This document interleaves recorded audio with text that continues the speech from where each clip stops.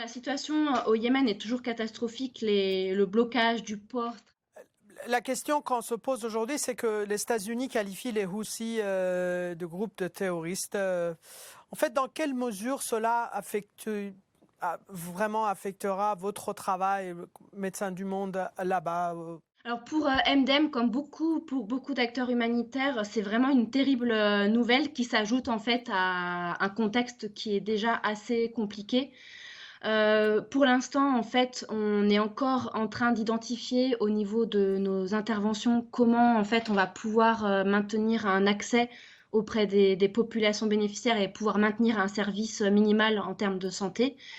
Les effets qu'il pourrait y avoir en fait qui impacteraient nos interventions, ce serait bien évidemment en fait par exemple l'absence de transfert de fonds de la France vers le Yémen, puisque les banques pourraient être frileuses, accepter des fonds en fait qui seraient envoyés en fait au nord du Yémen.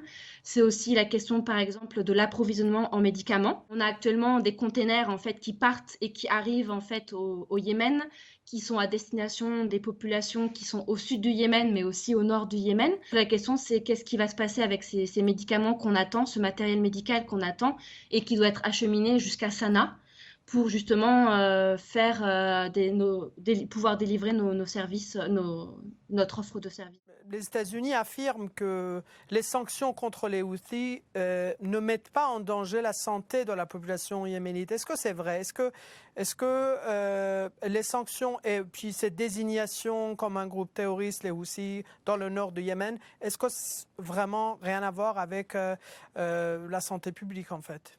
Qu'il y a en fait derrière cette annonce qui est vraiment une annonce terrible en fait pour la population yéménite, c'est certes il y a cette annonce qui a été faite par le Secretary of State Mike Pompeo, mais il y a effectivement dans cette annonce qui a été faite la mention de exemption humanitaire.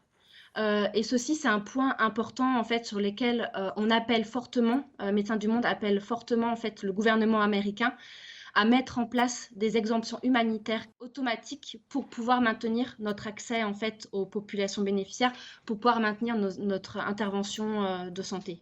L'année dernière, à plusieurs reprises, Médecins du Monde et d'autres organisations ont averti le monde sur la situation de la population yéménite, une situation qui peut conduire à la famine et catastrophes humanitaires. Est-ce que la situation maintenant est-elle améliorée un peu par rapport aux mois précédents? La situation au Yémen est toujours catastrophique. Le blocage du port stratégique Al-Deïda est toujours effectif. Les interventions au quotidien sont toujours compliquées en termes d'approvisionnement, en termes d'accès.